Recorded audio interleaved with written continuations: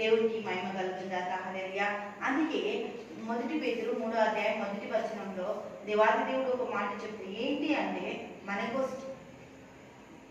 భార్య తన ఒక భర్త జీవితంలో ఒక మంచి సాధనముగా ఉండాలి. దేవునికి స్తోత్రం.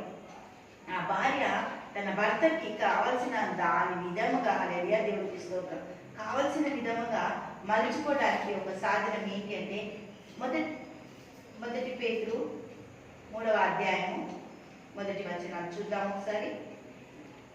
హల్లెలూయా. అటువలే స్త్రీలారా మీ స్వపురుషులకు లోబడి ఉండుడి. అందువలన వారిలో ఎవరైనా వాక్యములకు విధేయులైతే వారు భయంతో కూడిన మీ పవిత్ర ప్రవర్తన చూచి వాక్యం లేకుండానే తమ భర్తల నడవడి వలన రాబట్టవచ్చును. దేవునికి స్తోత్రం. హల్లెలూయా. నడవడిక వలన భర్త దేవుని దగ్గర రావడానికి చాలా అవకాశం ఉందంట. భార్య నడవడి చాలా చక్కగా ప్రవర్తించే విధంగా ఉంటే భార్య కోసం సమస్తాన్ని వదిలిపెట్టి దేవాది దేవుని దగ్గరికి రావడానికి చాలా అవకాశాలు ఉన్నాయట. దేవుడికే మహిమ కలుగుతుంది.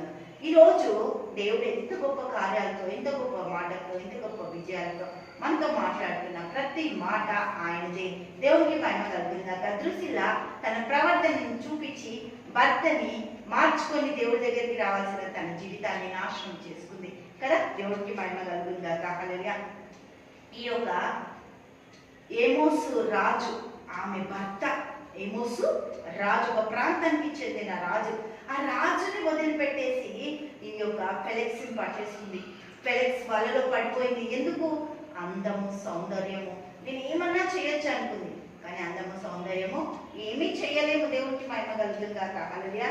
ఆయన యొక్క కృప ఎంత గొప్పదంటే దేవునికి మహిమ కలుగుతుందాక. తిమోతి రాసిన 2వ పత్రిక 2వ అధ్యాయము, తిమోతి రాసిన 2వ పత్రిక 2వ అధ్యాయము 10వ వచనం చూద్దాం. అందుచేత ఏర్పరచబడిన వారు నిత్యమైన మహిమతో కూడా యేసుక్రీస్తు అందరి రక్షణ పొందవలెనని నేను వారి కొరకు సమస్తము ఓర్చుకొంచున్నాను. రక్షణ ప్రకటించాల్సిన స్త్రీ, రక్షణ భర్తకి ఇప్పించాల్సిన స్త్రీ, రక్షణలో తన జీవితాన్ని గడపాల్సిన స్త్రీ ఏం చేసిందంట? రక్షణ లేని వ్యక్తిని, అన్ని జనాంగంలో ఉండే వ్యక్తిని తన జీవిత భాగస్వామిగా ద్రుసిల్లా ఎంచుకుంది కదా. 1 తిమోతికి రాసిన పత్రిక 2వ అధ్యాయము 10వ వచనం చూద్దాం. దైవభక్తి గల వారమని చెప్పుకొనుచు స్త్రీలకు తగినట్లుగా సత్క్రియల చేత తమను తాము అలంకరించుకోవాలి. ఈమె ఆల్రెడీ ఆమె ఏమనుకుంటుందంటే, నా అందమే అలంకారం అనుకుంటుంది. కానీ దేవాది దేవుడు ఏమంటాడు? నీ సత్క్రియల చేత అలంకరించుకో, దేవుని మాట చేత అలంకరించుకో, దేవుని ఆశీర్వాదాల చేత అలంకరించుకో, దేవుని అభిషేకం ద్వారా నువ్వు అలంకరించుకో, నీ భర్తని, నీ కుటుంబాన్ని రాబట్టుకో, నీ కోసము నీ బిడ్డలు, నీ సన్నిధి, దేవుని సన్నిధిని చూడాలి. దేవునికి స్తోత్రం. నువ్వు ప్రార్థనకి మోకరించగానే నీ బిడ్డలు పరిగెత్తి రావాలి. నువ్వు ప్రార్థనకి కూర్చోగానే నీ భర్తని ఒక దేవుని సన్నిధిని ఆస్వాదించాలి. దేవునికి మహిమ కలుగుతుందాక. కుటుంబాన్ని కట్టుకోవడానికి నీకు ఇచ్చిన సామర్థ్యతని నువ్వు కోల్పోవద్దు. దేవుడికి మహిమ కలుగుతుందాక.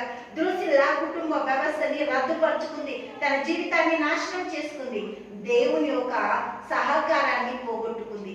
దేవునికి మహిమ కలుగుతుందాక. ఈరోజు నీవు దేవునితో నడుస్తూ ఆయన కుటుంబంగా, ఆయన కేంద్రీకరణ నీ మీద, నీ కుటుంబం మీద ఉంచే విధంగా నీ ప్రవర్తనని సరిచేసుకొని దేవునిలో జీవించినప్పుడు సమస్త విధముగా ఆయన కృప నీ పట్ల విస్తరింపజేస్తుంది. దేవుడికి మహిమ కలుగుతుందాక. హల్లెలూయా.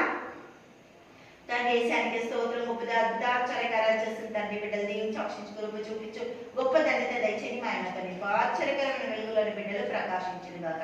యేసు నామమున ప్రార్థిస్తున్నాము తండ్రి. ఆమేన్, ఆమేన్, ఆమేన్.